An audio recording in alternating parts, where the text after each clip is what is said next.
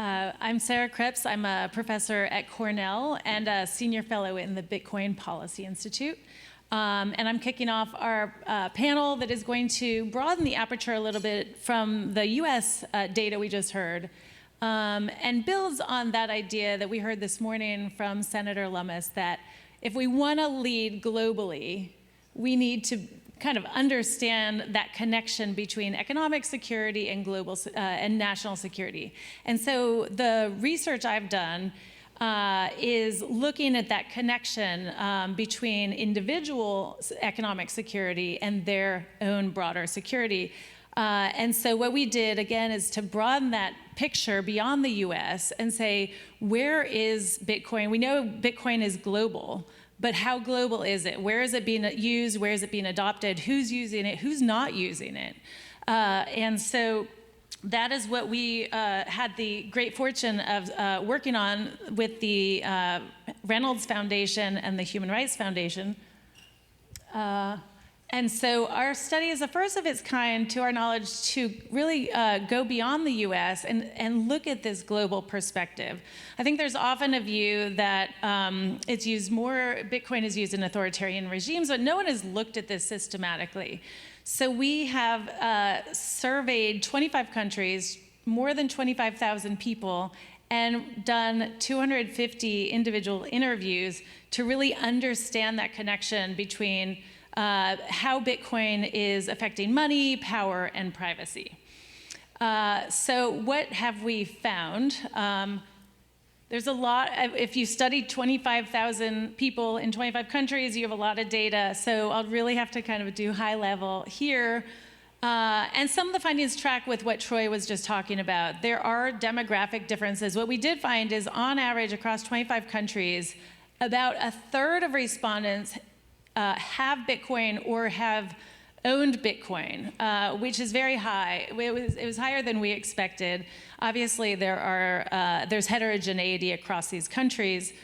We also found demographic differences along the lines of what Troy was talking about. So men are more likely to own Bitcoin than women. People with college degrees are more likely to own Bitcoin than those without. And those who report high financial literacy. And so to us, that starts to point to possibilities of interventions and targeted kind of educational campaigns to try to bridge those differences. We also we have looked and are really starting to look at this more systematically, at how Bitcoin ownership tracks with things like inflation hedges, and like Zach was talking about this morning, that connection between inflation and privacy. This figure in particular is looking at the relationship between authoritarian countries and individual ownership. So this tracks ownership by country and democracy score. So essentially, and as the color gets darker, it's more autocratic. And I think what this shows is that as you get more autocratic, the uptake of Bitcoin goes up as well. And this suggests that connection between kind of individual level economic freedom and mechanisms for that individual freedom and privacy around kind of the surveillance that is more prevalent in autocratic countries.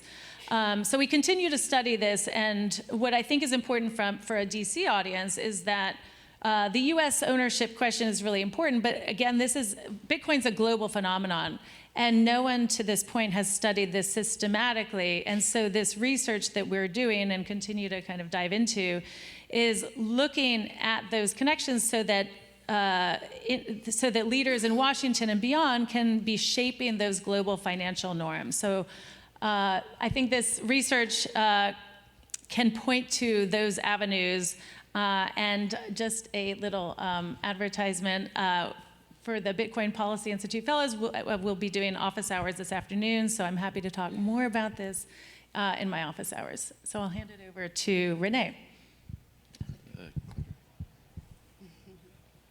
Thank you, Sarah. Let's see here. I think there's a delay on this one. Okay. So Sarah just showed us that individuals are already relying on Bitcoin to preserve their wealth, particularly in authoritarian countries. But what about nation states? Our research, as of last week, showed us that 32 countries, that's about 1 in 6 nations on Earth, either already have exposure to Bitcoin or are actively pursuing it through legislation or policies. So let me repeat that because I think it's important. 1 in 6 countries already has exposure to Bitcoin or is taking concrete steps to gain it. This is not a fringe movement anymore. The nation states are coming. So what's most striking is not just how many countries are engaging with Bitcoin, but how fast it's happening. Between 2016 and 2020, we saw sporadic interest, isolated incidents here and there, but all that changed with the election of Donald Trump.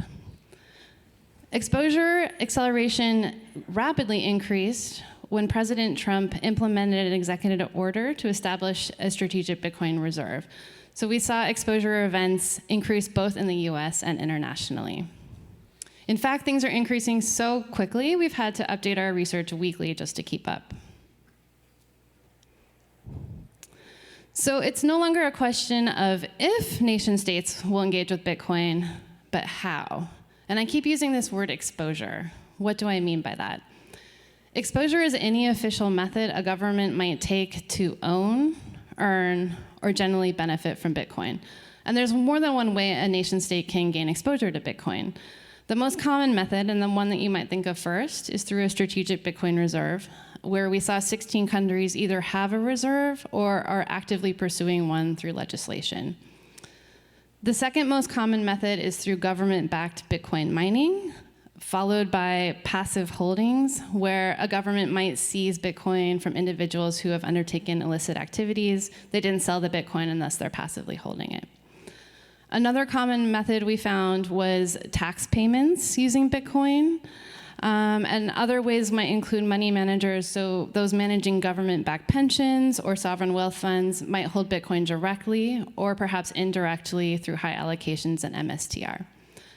We know that 2 countries previously used Bitcoin as legal tender, and we found 5 other instances of active exposure methodologies that were very country-specific. So one example is the government-backed crypto exchange that Russia is currently piloting. So as you can see, there's lots of modalities that governments might gain exposure with. And when we mapped these all out, we found that 27 countries have active exposure. That's about 1 in 7 countries. 13 countries have proposed legislation or other frameworks to gain exposure.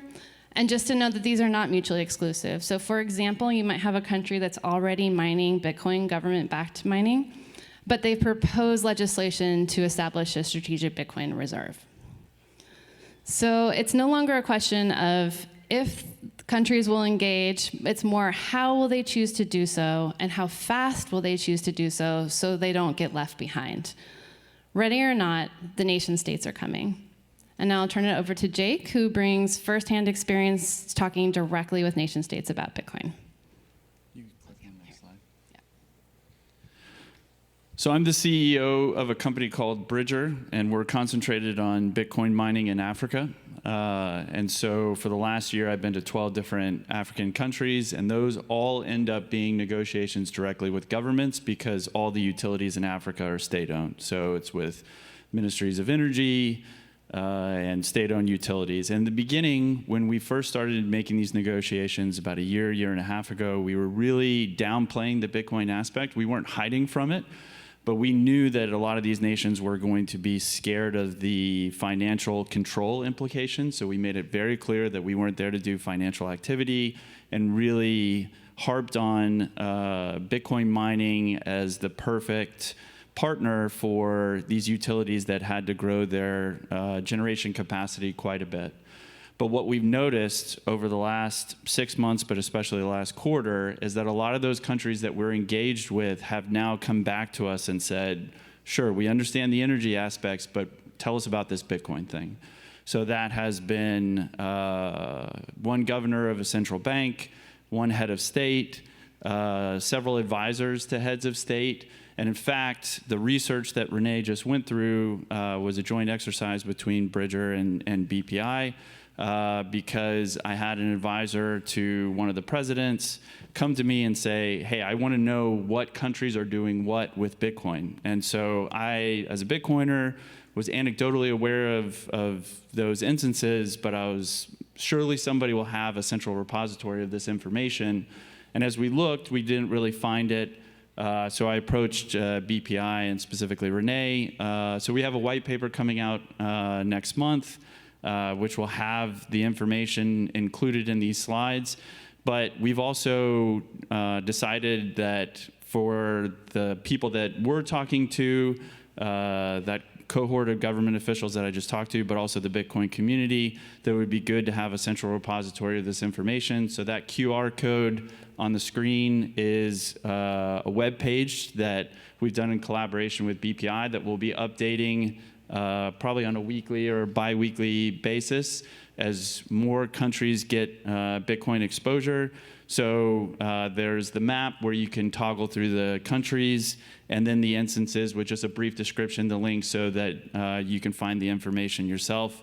And as just a note, my web developer in Mozambique said to stress that he was getting this ready for launch today. It's very much in beta, so you'll see improvements, but hopefully you get a lot of use out of the site. Thanks.